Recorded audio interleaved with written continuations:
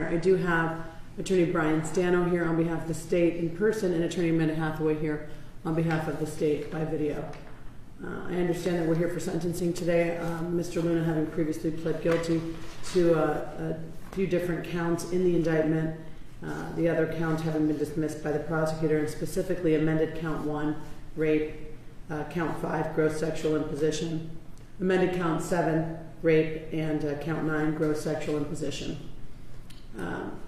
I understand Attorney Stano and Attorneys Siplin and Meyer that you waived a PSI and psychosexual evaluation. Attorney Stano, that's true? Yes, Your Honor. Attorneys Siplin and Meyer? Yes, Your Honor. Thank you. With that in mind, I will proceed to sentencing. Attorney Stano, I have been told that you don't have any victims who are going to speak, but I do want to hear from the state. Thank you, Your Honor. Judge, that is correct. We would ask the court to follow the agreed negotiations in this case that, as we previously discussed at the time of the plea, was a 15 to 20 and a half year sentence. Judge, you are correct. We have been in touch with the victims in this case, the children with their parents, and I believe they're just glad that this is coming to a conclusion, and I don't think they wanted to directly participate in the proceedings. I think they just wanted to put this behind them. So with that, I don't have anybody else making any statements, and I would ask that the court to follow our negotiated plea. Thank you. And I would ask that you put that information regarding the negotiated plea on the record, and I do appreciate those words. Thank you. Yes, Your Honor. Specifically, it's my understanding Mr. Luna has pled guilty to counts 1 and 7. I believe those are the rape counts. The negotiations and the agreed sentence is 11 years on count 1 and 4 years on count 7 to run consecutive for 15 years. Count 1 is re totes applicable. Also, the two GSIs, counts 5 and 9, will be 1 year each to run concurrent with each other and with a 15-year sentence. Also, as a result of this plea, Mr. Luna will be a Tier 3 sex offender, and the state does dismiss the balance of the indictment against Mr. Luna. Thank you. Thank you, Attorney Stano. Counsel for defendant? Your Honor, as the prosecutor stated, that is the correct structure of the resolution of this matter. In connection with the registration requirements, we've gone over the requirements with Mr. Luna, and he has signed the form that we have here. And if I may, I'd like to approach.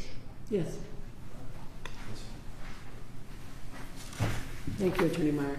Anything further that you or Attorney Siplin want to say on behalf of Mr. Luna? We would ask the court to please follow the terms and conditions of the negotiated plea agreement. Thank you. Mr. Luna, you have the right to speak before I sentence you, and I would like to inquire of you what, if anything, you'd like to say to the court before I impose your sentence. I have nothing to say, Your Honor.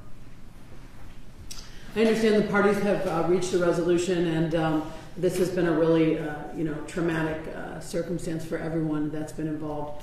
That the victims chose not to make statements today. I understand Mr. Luna, probably on advice of counsel, has also chosen not to make statements today. Having said that, I do know that there will be finality with this result because it is a negotiated sentence recommendation that the court is going to adopt after much discussion with the parties. And this case has been pending for a considerable period of time, and I know that the parties have worked very hard to reach that resolution based on the facts and circumstances in this matter.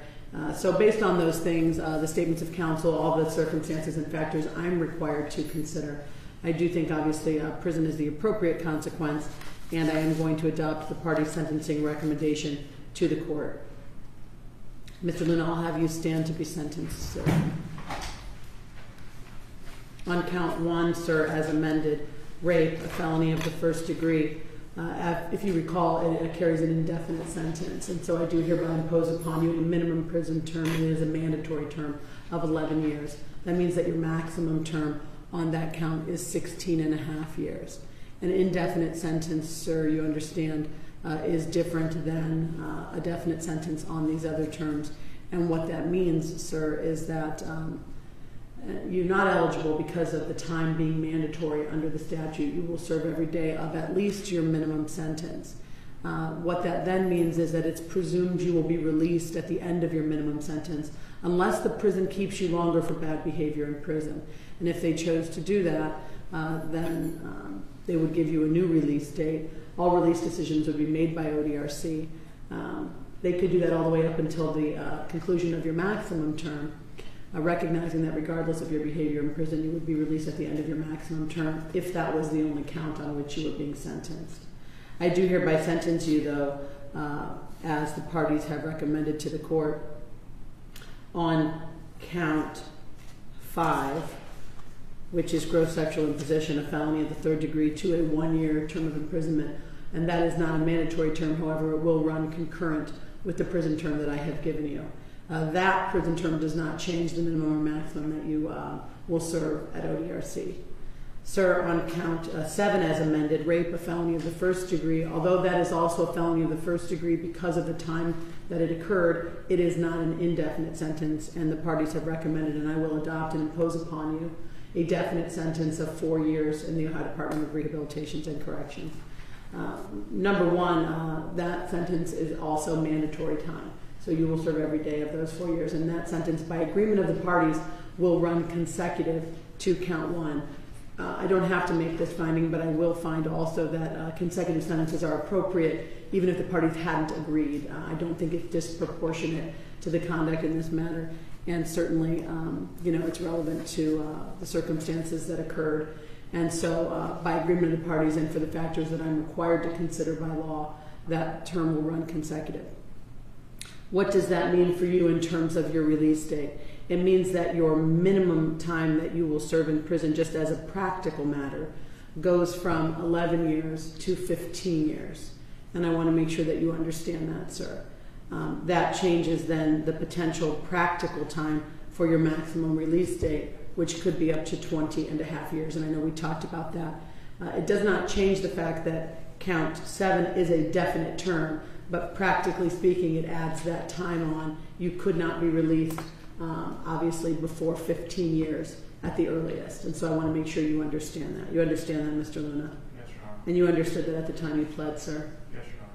Finally, sir, on count 9, gross sexual imposition, a felony of the 3rd degree, I do hereby sentence you, as the parties have recommended, to 1 year in the Ohio Department of Rehabilitation and Corrections. And again, that will run concurrent with the remainder of the sentence, so that will not affect the time that I have explained to you. Once you are completed with your sentence, I want to make sure that you understand that you will serve a mandatory period of post-release control of 5 years. That is after you're released from prison. That's under the authority of the parole board. And because of their jurisdiction, they're in charge of your behavior. And you can be returned to prison for up to 9 months for every violation of their rules that you commit. So that's important for you to understand. You could be returned to prison for up to 50% of your stated minimum sentence for all violations. And technically, Mr. Luna's minimum sentence is 11 years, although I recognize that for practical purposes, you will not be able to be released before 15. But it's important for you to know that that's the number that they'll use for calculation on post-release control if you had to be returned for up to half your stated minimum sentence. Certainly, Mr. Luna, the other thing that you need to know is if you're convicted of a new felony while you're on that supervision, in addition to being punished for that new felony, then the sentencing court can terminate you from post-release control and put on you a new consecutive prison term. They can give you a year or whatever time remains on your post-release control term, whatever's greater. So there are long-standing consequences to you, and I know you know that, and we talked about that at the time you pled, even following your release from prison. You understand that, sir? Mr. Luna, finally, you know that this constitutes a Tier 3 sex offender registration status for you. We talked about that at the time you pled. The law requires that I inform you of that, both at the time you plead because it's a consequence to you and you're entitled to know that before you enter the plea, but also at the time you're sentenced so that you understand those obligations. And I know you have reviewed this form with your counsel. That's true? Yes, Your Mr. Luna, you understand then that you'll be required to register in person with the sheriff of the county in which you establish residency within 3 days of coming into that county, or if you're temporarily domiciled for more than 3 days. And the important things to remember about registration are that they center around residency, education, and employment. Okay, sir? So I want to make sure you know that you will be required to register in person also with the sheriff of the county in which you establish a place of education immediately on coming into that county. And sometimes people have a place of education in one state but maintain a residence or temporary domicile here. You are then still required to also register in person with the sheriff or appropriate official in that other state immediately upon coming into that state. As for employment, the same is true. You're required to register in person with the sheriff of the county in which you establish a place of employment if you've been employed for more than 3 days or for an aggregate of 14 days in a calendar year. And just like education, sir, if you establish a place of employment in another state, but you maintain a resident or temporary domicile here, then you have to register in person with the sheriff or other appropriate official in that other state if you've been employed there for more than 3 days or for an aggregate of 14 days in a calendar year. And I know that I told you this at the time you pled. It's important for you to know employment also includes volunteer services, so make sure you understand that. If you are gone for any temporary period of time that's 7 days or more, then you're required to provide the sheriff with that temporary lodging information, including your address and length of stay. And then after you initially register, sir, then you have to periodically register those things. Your residence address, your place of employment, your place of education in person, no earlier than 10 days prior to the verification date.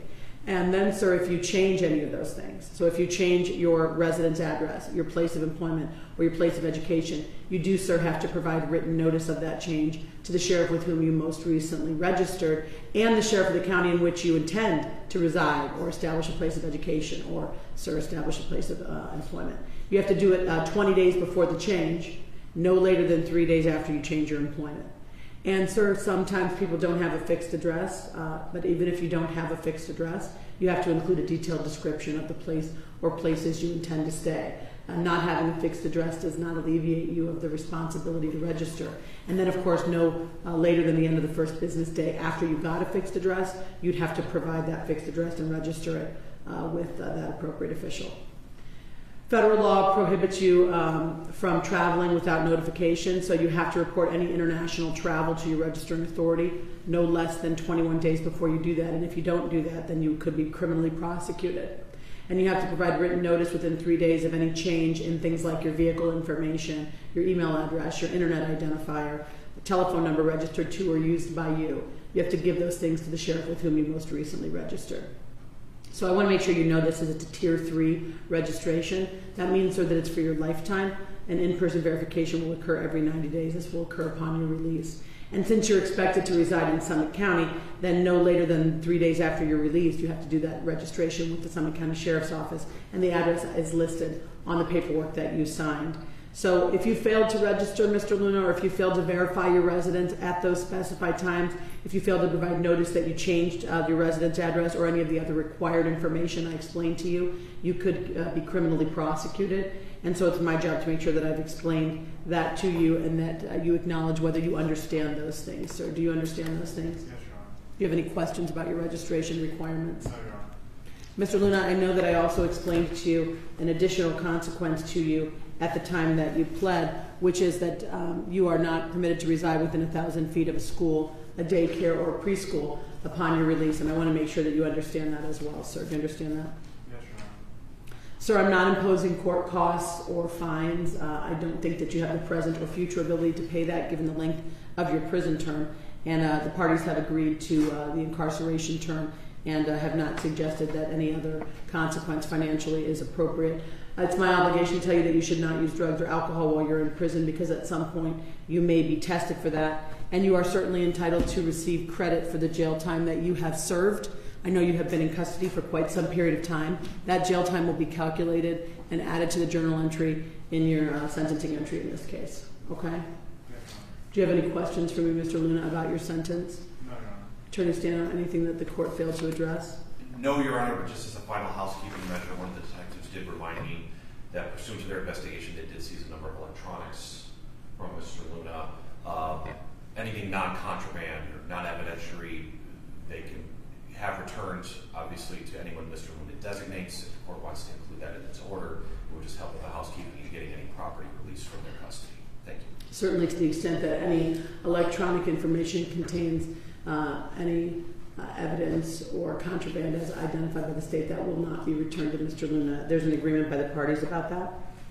Yes, Your Honor. But anything non-contraband can be returned. What would that entail? I believe it was some computers, maybe a cell phone, some electronic devices, Your Honor. There are electronic devices you're suggesting that do not contain contraband? Correct. Okay, so to the extent that that exists, attorneys Siplin and Meyer, please provide to the court at some point after discussion with your client the name of the individual to whom you'd like that returned, and we'll make sure that that's provided. Thank you.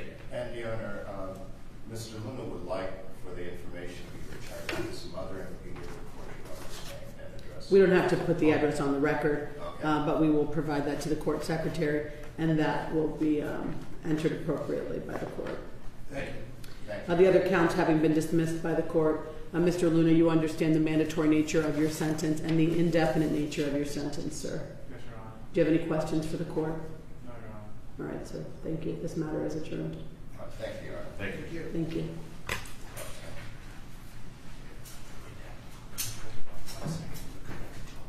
Yeah.